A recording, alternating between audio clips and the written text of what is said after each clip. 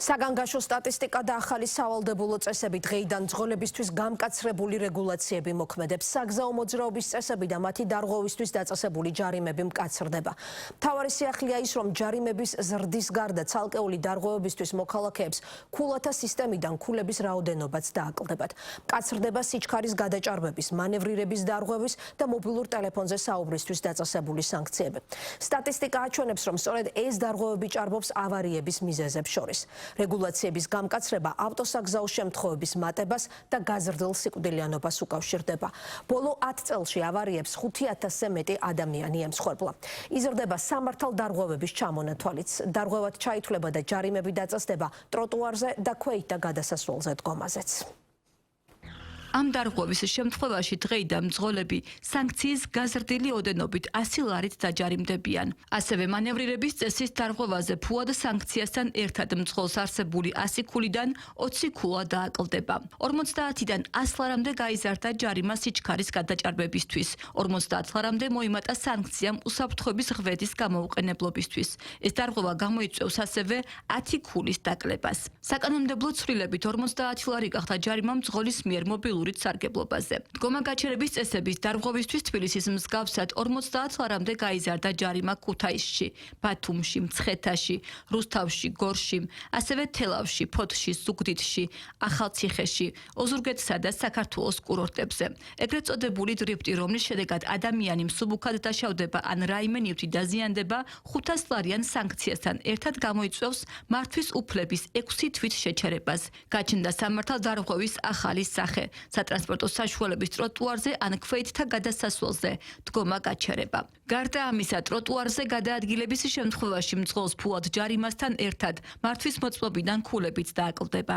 ცვლილების შემუშავების დროს გათვალისწინებული იქნა ისეთი ტიპის სამართალ დარღვევებზე ადმინისტრაციული სანქციების გაზრდა, რომელიც ყველაზე მეტად იწვევდა გზებზე ავტოსაგზაო შემთხვევებს, მოქალაქეთა დაშავებას და გარდაცვალებას.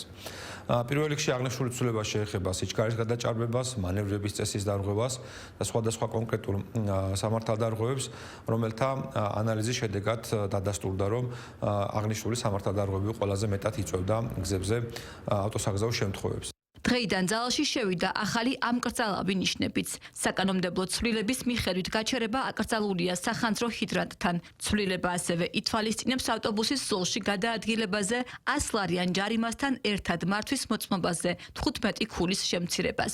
დარღვევის განმეორების შემთხვევაში სანქცია 150 ლარამდე იზრდება და მართვის მოწმობაზე 15-ის ნაცვლად 30 ქულა დააკლდება. შინაგან საქმეთა სამინისტროში აცხადებენ, რომ რეგულაციის გამკაცრების მთავარი მიზანი საგზაო სატრანსპორტო შემთხვევების პრევენცია. საგზაო მოძრაობის უზრუნველყოფის მიზნით საპატრულო პოლიციის თითოეული ეკიპაჟი 24 საათის განმავლობაში ახდენს პატრულირებას როგორც ქალაქ თბილისში, ასევე რეგიონების მასშტაბით. არაერთი გატარებული ღონისძიების მიუხედავად, რიცხვი გარდაცვლილ და დაშავებული მოქალაქეებისა გვაქვს საკმაოდ დიდი საგზაო სატრანსპორტო შემთხვევების დროს, რამაც განაპირობა კანონის გამკაცრება. საკანონმდებლო ორგანოში შინაგან საქმეთა სამინისტროს მიერ შემუშავებულ საკანონმდებლო ცვლილებას აფასებენ. ოპოზიციაში ჯარიმების გაზრდის შედეგად გზებზე უსაფრთხოების გაუმჯობესების შესაძლებლობას სკეპტიკურად უყურებენ. თუმცა აღიარებენ, რომ საგზაო შემთხვევების რიცხვი ქვეყანაში მაღალია და ამ მიმართულებით ცვლილებების გატარება აუცილებელია. ჩვენ ვფიქრობთ, რომ ეს გაცილებით კომპლექსური საკითხია, გაცილებით კომპლექსური შესწავლებით და მიდგომების სჭირდება, ვიდრე მხოლოდ მექანიკურად ჯარიმის გაზრდა. მაგრამ თუ ეს ჯარიმა თუნდაც ნაწილობრივ შეამცირებს ამ პრობლემას, რა თქმა უნდა, დასაფიქრებელი იქნება ამ ინიციატივის ხარდაჭერა. ამ მძიმე ვითარება სჭირდება შესაბამისი ადეკვატური მიდგომა. მათ შორის ფინანსური თვალსაზრისით არსებული სანქციები ცხადია, რომ კონკრეტულ ადამიანზე, კონკრეტულ მოცემულობაზე, ადამიანთა შეხედულებაზე, მათ დამოკიდებულებაზე საგზაო მოძრაობასთან დაკავშირებით მუშაობს და მოქმედებს. საგზაო უსაფრთხოების საკითხებზე მომუშავე სპეციალისტების შეფასებით, საკანონმდებლო ცვლილება გრძელვადიან პერიოდში საგზაო უსაფრთხოების გაუმჯობესების მიზნის დადებით ეფექტს მოახდენს.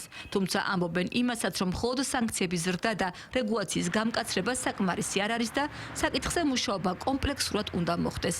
ამაში იგულისხმება მოსახლეობაში ცნობიერების ამაღლება და საგზაო ინფრასტრუქტურის გაუმჯობესება.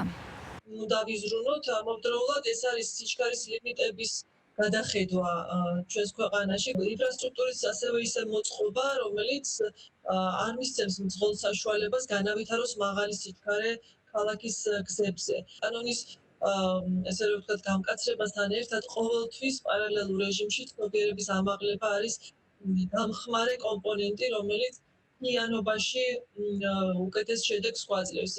შინაგან საქმეთა სამინისტროში აცხადებენ, რომ თითოეულ სამართალ დარღვევაზე ეფექტურ კონტროლს გააგრძელებენ. რამდენად ეფექტიანი იქნება აღსრულება და რაც მთავარია, შეამცირებს თუ არა გამკაცრებული სანქციები ავტოავარიებისა და მათ შედეგად დაღუპულთა და დაშავებულთა მძიმე სტატისტიკას. ამას უახლოესი თვეების მონაცემები აჩვენებს.